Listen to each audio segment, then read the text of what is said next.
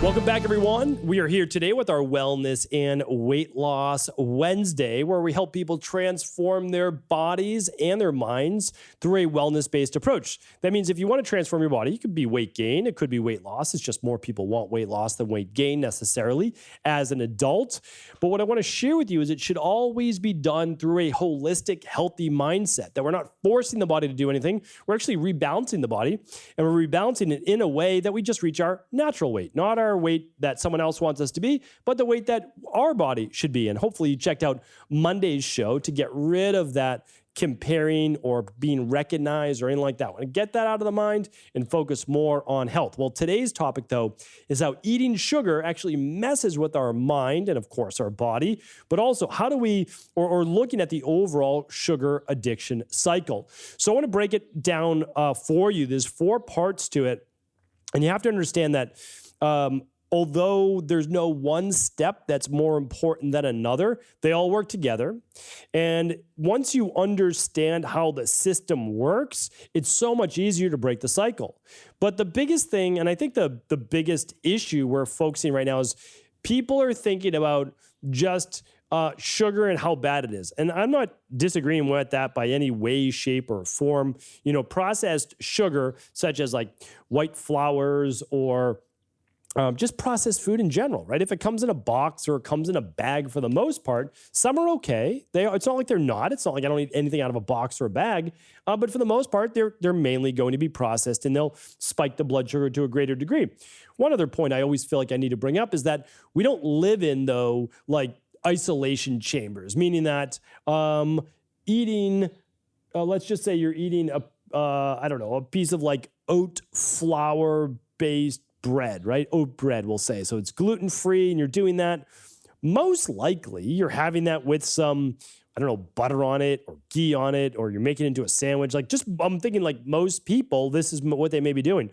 Keep in mind, the glycemic index of that is radically different. I'm just talking about people drinking sodas and juices and especially anything that's unabated sugar. And that includes fruit juice as well.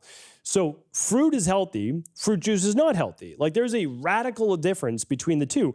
And honestly, you are getting about 25 to 32 grams of sugar per 8 ounces of fruit juice. And that's unabated. That's right into the bloodstream, basically. That, unless you just did a workout or something that you're trying to refuel your body for some reason, that's not typically a healthy thing for children or adults. Now, fruit's a different story. Slower digestive process, etc. But also, again, even when I talk about fruit, all right, we're doing it for breakfast. Blood sugar levels are typically going to be healthier and lower. It's slowed by protein in a smoothie. It's lower glycemic fruit like berries or strawberries or something like that. And it's an energy food. Like that's what it is. So we teach through our fat velocity system for a weight loss, body transformation, or a functional medicine detox, or any of these things that you're actually doing less of it in the beginning, but then you can absolutely add more back in once your hormones and metabolism is more balanced. So again, I just have to give kind of like a little bit of a disclaimer for all of these things, because people try to share these items with you, but there's no nuance to it. So they're like, all fruit bad, all, organ meat good, all, like it's just like, well, life doesn't work that way. And humans and their systems are complex, but we can set things up in fundamental ways. We're using first principles of how the body works. So let's actually share with you, how do we get into this sugar addiction cycle in the first place? And this, again, I see it play out all the time. We have a lot of kids in our practice as well, our health practice. And you have to understand is that it's just more pronounced because they are what we call fast oxidizers. So they burn through their food at a much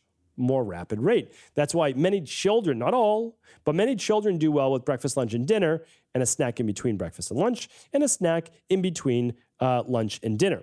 Whereas most adults move on to be slow oxidizers, and they actually do better with just 3 meals per day, an intermittent fast of typically 12 to 16 hours. The more hours, 3 to 4 hours before they go to bed, the better. And I have lots of fasting shows as well, but fasting can be really, really helpful in order to be able to break that sugar addiction cycle. So I have lots of shows on fasting. Would love to help link those up too. And I'll give you a couple tips as we go through this show as well. All right. So the first part is this. You're eating something that's higher glycemic and spikes your blood sugar.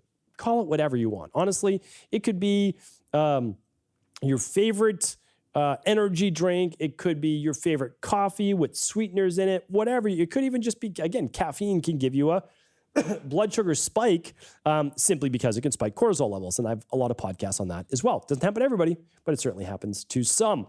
So what I'm sharing with you is this. No matter what it is, whatever that event is that's spiking your blood sugar, here's what happens. This is what I need you to know. Forget about the foods for today. Lots of shows on those.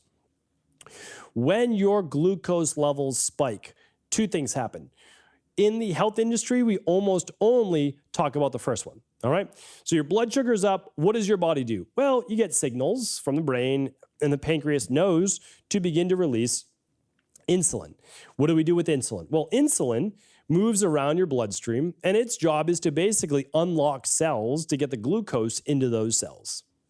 So a healthy cell that has used glucose, that needs glucose, will what? It will uptake sugar from the bloodstream to actually use as storage or cellular process. This happens, well, a lot with the liver, but certainly the muscle glycogen stores as well. And if it doesn't, well, what happens? Well, it will certainly then be added as body fat. Again, if those calories are not needed. We have to understand, and again, this is like way overlooked in the industry, is that your body is always gaining fat or losing fat. Like that's essentially how it works. You're oxidizing body fat or gaining body fat, or kind of at a happy medium. But that's basically what's happening during the body, in the body.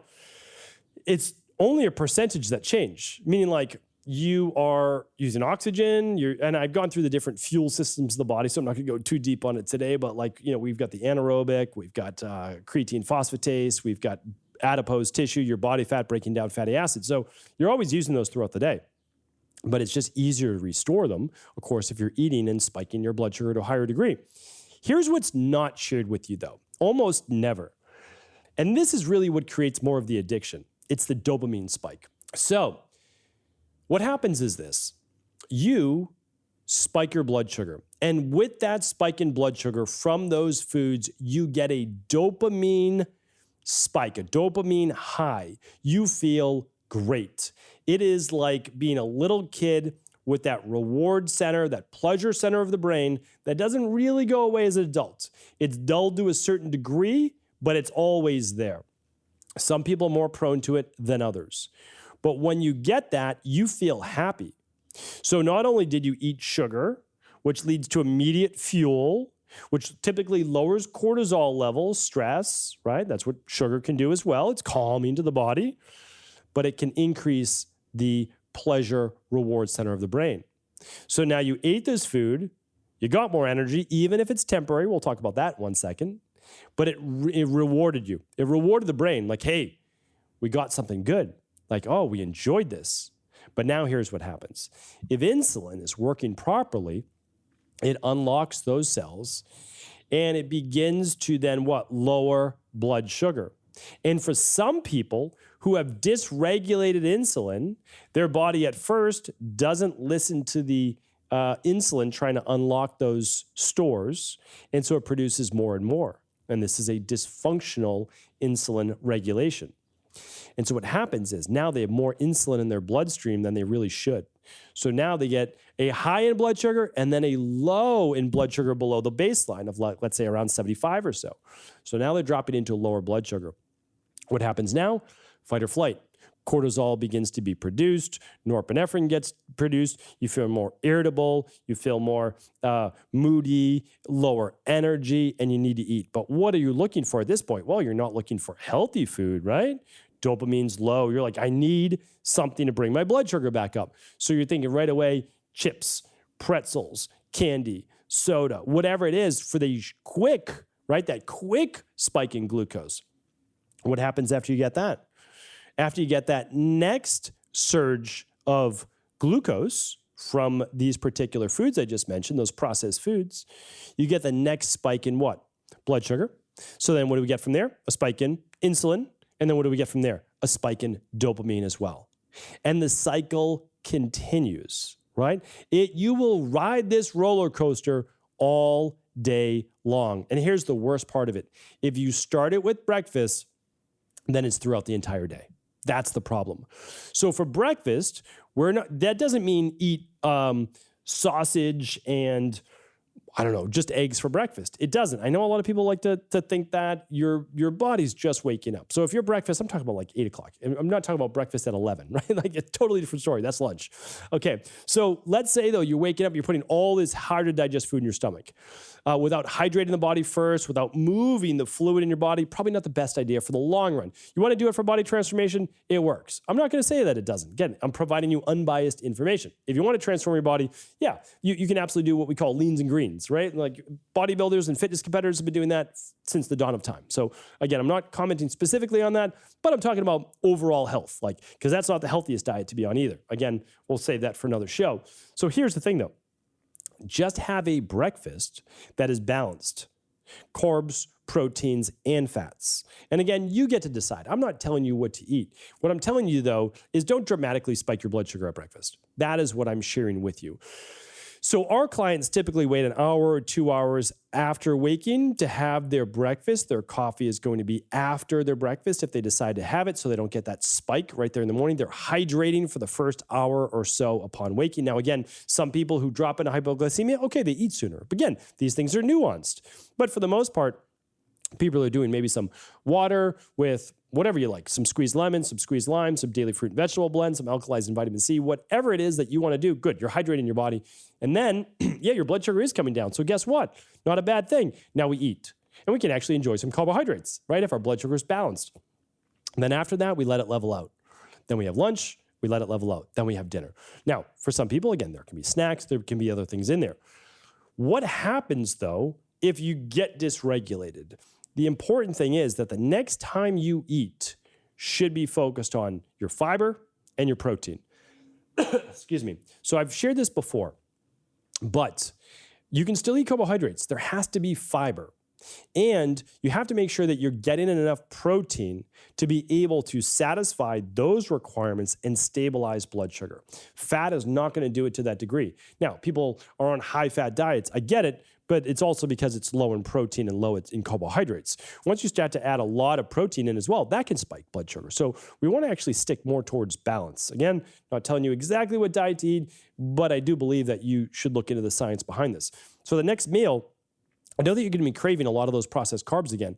The only way that you break the cycle is actually with some protein and some fiber. So keep it balanced, keep it healthier, and don't overdo that meal, because I know that your body's going to want to say overeat because you're feeling low in blood sugar. Having normal amount of food, 400, 500 calories, right?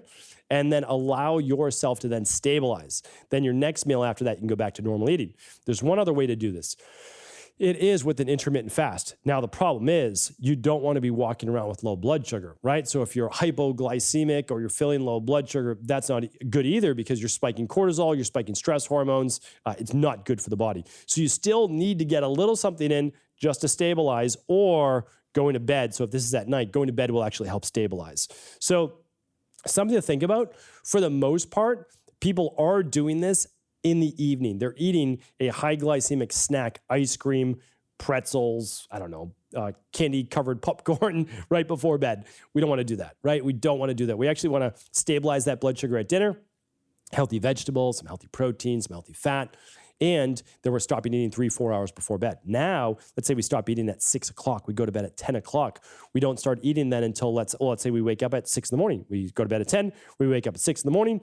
And then we don't have breakfast until maybe 7:30, 8 o'clock. We've done a nice, healthy 14-hour overnight intermittent fast. Again, as long as you're healthy, as long as you're balanced, that is going to enable your body to use that glucose overnight, to tap into body fat overnight, how the body is meant to process energy, how the body is meant to tap into body fat. And really, people saying become fat adapted. Again, listen to my shows on busting the fat adapted myth. It's understanding the energy systems of the body.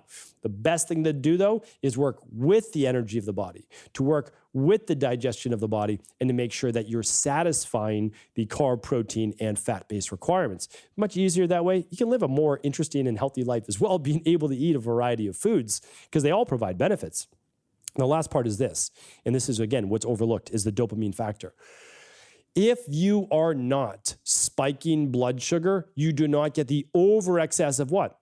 Well, if you're not overdoing your processed carbs, you don't get the excess of blood sugar, but you also don't get the excess of dopamine as well. So you get a healthy amount of dopamine when you are eating, when you are working, when you are exercising, you're getting the healthy levels. And I'll do another podcast on raising dopamine naturally, because it is really important. Dopamine is what gives you ambition. It gives you drive. It makes you feel good. It makes you work towards something that's worthwhile. So it is a good thing. And I have a previous show on dopamine, so don't get me wrong. And you can even test your dopamine levels with a neurotransmitter test.